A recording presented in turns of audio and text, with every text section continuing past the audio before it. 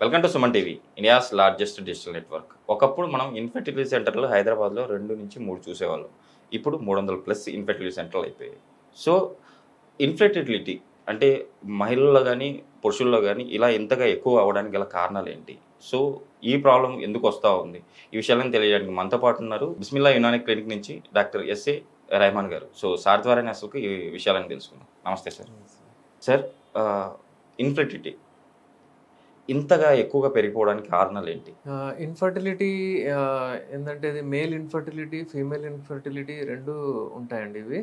ఇద్దరు ఈక్వల్‌గా కాంట్రిబ్యూట్ చేస్తారు. ఫర్ ఎగ్జాంపుల్ 100 కపుల్స్ మా దగ్గరొస్తే 30 కపుల్స్‌లో ఫీమేల్‌లో ప్రాబ్లమ్ ఉంటుంది. 30 కపుల్స్‌లో మేల్‌లో ఉంటుంది. ఓకే. అలాగే ఇద్దరు కాంట్రిబ్యూట్ చేసి 20% ఉంటాయి. ఇద్దరిలో ప్రాబ్లమ్స్ ఉంటాయి. Okay sir. ఇంకో 20% మనకు తెలీదు. ఐ మీన్ ఇడియోపతిక్ అంటారు దాన్ని. ఓకే. అన్నీ నార్మల్ ఉంటాయి రిపోర్ట్స్ అవన్నీ కానీ వాళ్ళకు సంతానం లభించదు అనమాట. అది. Okay sir. సో నేనేం చెప్తున్నానంటే ఇవాళ రేపు ఏం అంటే ప్రీవియస్లీ ఏదైనా అవ్వగానే ఫీమేల్స్కి వెళ్ళడము, టెస్టులు చేయించడము, అది ఇది చేయిస్తూ ఉంటారు. అలా కాకుండా ఇద్దరు అంటే కన్సల్ట్ అవ్వాలి ఒకవేళ ఈ ఇన్ఫర్టిలిటీ వస్తే. ఇన్ఫర్టిలిటీ ఎలా తెలుసుకోవాలి మనం ఇన్ఫర్టిలిటీ అయింది అంటే రావట్లేదంటే ఎస్ సార్. మినిమం మనం 1 ఇయర్ వరకు చూడాలి, ట్రై చేయాలి. ఓకే. ఒకవేళ 1 ఇయర్ తర్వాత కూడా సంతానము ఒకవేళ పొందకపోతే మనం వెళ్ళి కన్సల్ట్ అవ్వాలి. అంటే దాన్ని అంటారు ప్రైమరీ ఇన్ఫర్టిలిటీ అంటారు. అక్కడ ఓకే. మనకు తెలిసిపోతుందనమాట. ఓకే. ఇది ఒక ప్రాబ్లము, మనకు సంతానం రావట్లేదు, ఇంత ట్రై చేసినా అనమాట. ఇది అనమాట. సార్, మామూలుగా అయితే మన పల్లెటూరులో చూసేవాళ్ళం. ఇంతకుముందు అంటే పిల్లలు పుట్టకపోతే ఫస్ట్ వచ్చేసి మహిళ ఎవరైతే స్త్రీ ఉన్నారో స్త్రీని తీసుకెళ్ళి ఫెర్టిలిటీ సెంటర్లో కానీ ఎక్కడైనా డాక్టర్ దగ్గర చూపించేవాళ్ళు. సో ఓన్లీ మహిళల్లో మీరు చెప్పినట్టు ఇప్పుడు 30% అని చెప్తున్నారు. బట్ మగవారిలో ఇంత ఎక్కువగా ఇన్ఫర్టిలిటీ కావడానికి గల కారణాలు ఏమంటారు? ఇప్పుడు ఏంటంటే మగవాళ్ళలో చాలా స్ట్రెస్ ఎక్కువైపోయింది. వాళ్ళకు నిద్ర లేదు. ఏందంటే రాత్రిపూట పడుకోవడము హార్మోన్స్ రిలీజ్ అవ్వడానికి చాలా ఇంపార్టెంట్. 7 అవర్స్, 8 అవర్స్ స్లీప్ ఉండాలి. ఇవాళ రేపు అది దొరకట్లేదు. చాలా బిజీ, నైట్ డ్యూటీస్ అవి ఇవి చాలా అంటే స్ట్రెస్‌ఫుల్ లైఫ్ ఉందనమాట. Okay sir. దానివలన ఇది చాలా ఎక్కువ అవుతుంది. మళ్ళీ మన డైట్, ఫుడ్ ఇవన్నీ ఏందంటే జంక్ ఫుడ్స్ అవి తీసుకుంటున్నారు. సెడెంటరీ లైఫ్ ఒక దగ్గర కూర్చోవడం వలన ఇవన్నీ ఏందంటే ఇన్ఫర్టిలిటీకి చాలా కంట్రిబ్యూట్ చేస్తున్నాయి మేల్స్‌లో. అందుకే వాళ్ళు కూడా 30% వచ్చి కూర్చున్నారు. లేకపోతే చాలా తక్కువ ఉండే. అందుకనే నేచురల్లీ వాళ్ళు విమెన్స్‌లో హార్మోనల్ ఇంబాలెన్సెస్ అవన్నీ ఉంటుండే. సో వాళ్ళకు టెస్టులు అవన్నీ చేయించుకుంటే నార్మల్ అవుతుంది. ఇవాళ రేపు ఏంటంటే మేల్స్‌లో కూడా అవుతున్నారు. కానీ మనం టైం వేస్ట్ చేయకుండా ఇమ్మీడియట్‌లీ వచ్చి కన్సల్ట్ చేసి టెస్ట్‌లకి వెళ్ళాలి. అక్కడ టెస్టులు చేయించుకుంటే మనకు తెలుస్తుంది ఆలిగోస్పర్మియా ఉందా? లేదా ఏజోస్పర్మియా ఉందా?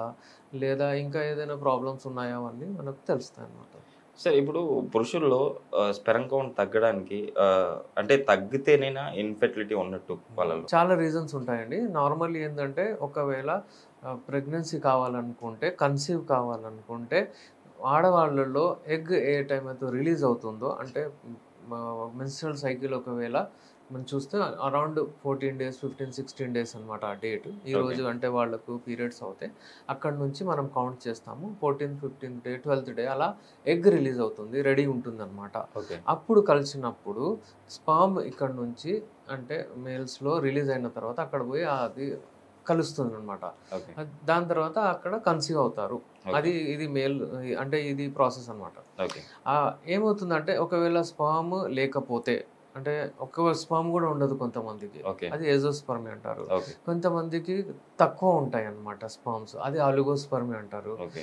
అయితే కొంతమందికి స్పర్మ్స్ ఉంటాయి కానీ ఏంటంటే అందులో మొటిలిటీ ఉండదు. మొటిలిటీ అంటే ఆ స్పర్మ్స్ స్విమ్ అయ్యి వెళ్తాయి అనమాట ఆ లిక్విడ్లో. చాలా యాక్టివ్ ఉంటాయి అవి. ఓకే. అయితే యాక్టివ్లీ మోటైల్ స్పర్మ్స్ తక్కువ ఉంటాయి అనమాట. మొటిలిటీ తక్కువ ఉంటుంది. ఓకే. ఇవన్నీ రకరకాల ప్రాబ్లమ్స్ ఉంటాయి. దాని వలన ఎగ్ అయితే ఉంటుంది, ఇది కూడా వెళ్తుంది కానీ అది అవ్వదన్నమాట. ఓకే. ఈ ప్రాబ్లమ్స్ ఉంటాయి. దాన్ని మనం డీటెయిల్‌గా తర్వాత చూద్దాం. సార్, ఈ సమస్యలన్నిటికీ యునానీలో ది బెస్ట్ ట్రీట్మెంట్ ఉంది అంటున్నారు కదా. సో మీరైతే ఎలాంటి ట్రీట్మెంట్ ఇస్తారు? డెఫినెట్లీ అండి. యునానీలో మేము కాజ్ రూల్ అవుట్ చేస్తాం అగైన్. యునానీ ఏందంటే మనం చూస్తాం. ఫర్ ఎగ్జాంపుల్ ఎవరికైనా ఏజోస్పర్మియా ఉందనుకోండి, అంటే స్పర్మ్ ఒక్క కౌంట్ కూడా లేదనుకోండి, అందులో అది 2 రకాలది ఉంటుంది. ఒకటి అబ్స్ట్రక్టివ్, ఇంకోటేమో నాన్ అబ్స్ట్రక్టివ్. ఓకే. అబ్స్ట్రక్టివ్ అంటే ఏదో అబ్స్ట్రక్షన్ ఉంది అంటే టెస్టిస్‌లోనే కింద Okay, నేచురల్లీ దేవుడు ఏంటంటే టెస్టిస్ బయట పెట్టేశారనమాట. అంటే ఒక 1 డిగ్రీ 2 డిగ్రీ టెంపరేచర్ తక్కువ ఉంటుంది అక్కడ. ఓకే. అయితే స్పామ్స్కి చాలా హీట్ ఉండకూడదు బాడీలో.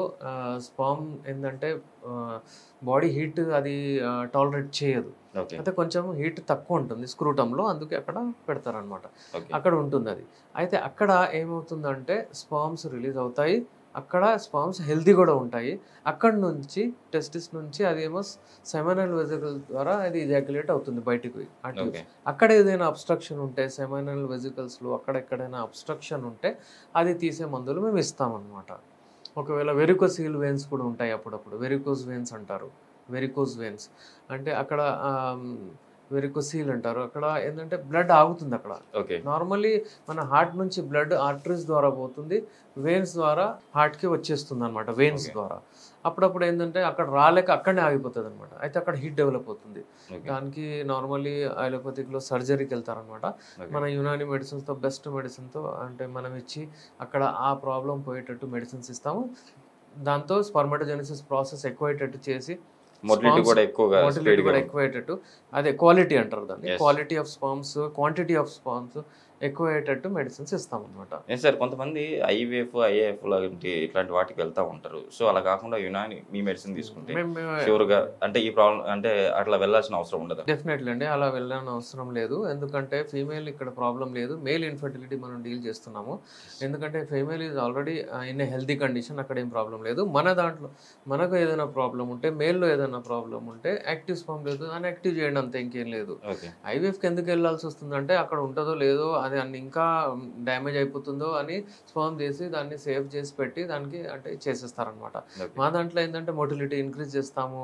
ఏదైనా అక్కడ ప్రాబ్లం ఉంటే ఆ ప్రాబ్లమ్ని మనం ఫినిష్ చేసేసి అంటే అక్కడ will go head for healthy life, అంటే అక్కడ నేచురల్లీ కన్సీవ్ చేసేటట్టు చేస్తాం. సార్ యునానిలో మీరు ఇచ్చే మెడిసిన్తో పాటు ఆహార నియమాలు ఏమైనా మార్చుకోవాలంటారా? ఎలాంటి ఫుడ్ సజెస్ట్ చేస్తారు? డెఫినెట్లీ అండి, లైఫ్ స్టైల్ మోడిఫికేషన్ చాలా ఇంపార్టెంట్. ఫస్ట్ నిద్ర మంచిగా పోవాలి, హార్మోన్స్ మంచిగా రిలీజ్ అవుతాయి. అక్కడ హెల్దీ స్పర్మ్ కావాలంటే టైట్ అండర్ గార్మెంట్స్ అవన్నీ వేసుకోకూడదు. కొంచెం అక్కడ చల్లటి వాతావరణం పెట్టాలన్నమాట. ఓకే. చల్ల నీళ్ళతో స్నానం చేయాలి. ఇవన్నీ చిన్న చిన్న విషయాలు మనం గుర్తుపెట్టుకొని ముందుకు పోతే మనకు రెస్పాన్స్ వస్తుంది. మన యునాని మెడిసిన్స్తో మనం ఇచ్చే మెడిసిన్స్తో మ్యాక్సిమం ఇందులో ఒక 2-3-4 మంత్స్లో అంటే డెఫినెట్లీ కన్సీవ్ చేస్తారండి. Normally okay. ఏజోస్పర్మియా ఏదైతే ఉంటుంది అంటే అబ్స్ట్రక్టివ్ ఏదైతే ఉంటుంది దానికి మనకు 100% రిజల్ట్స్ వస్తుంది. నాన్ అబ్స్ట్రక్టివ్ ఏదైతే ఉంటుంది దాన్ని ఇంకా చేయాల్సి వస్తుంది, చూడాల్సి వస్తుంది. సార్ క్లినిక్ వచ్చేసి బిస్మిల్లా యునాని క్లినిక్, నాంపల్లి అండి. సార్ మీరు నాంపల్లి మెట్రో స్టేషన్ దగ్గర దిగితే మీకు అందుబాటులో ఉంటారు. ఇంకా ఇన్ కేస్ మీరు కాల్ చేయాలనుకుంటే కింద నెంబర్ కూడా సార్ స్క్రోల్ అవుతుంది. మీరు కాల్ చేసి మీరు సార్ అపాయింట్మెంట్ తీసుకుని మీరు వెళ్ళి కలవచ్చు. మీ ప్రాబ్లం నుంచి మీరు బయటపడవచ్చు. సార్ ఈరోజు మన ప్రేక్షకుల కోసం మెయిల్ ఇన్ఫెర్టిలిటీ గురించి చాలా చక్కటి వివరణ ఇచ్చారు. At the same time best medicine గురించి అండ్ బెస్ట్ ఫుడ్ ఎలాంటి ఫుడ్ తీసుకోవాలని కూడా చెప్పారు. Thank you sir. Thank you.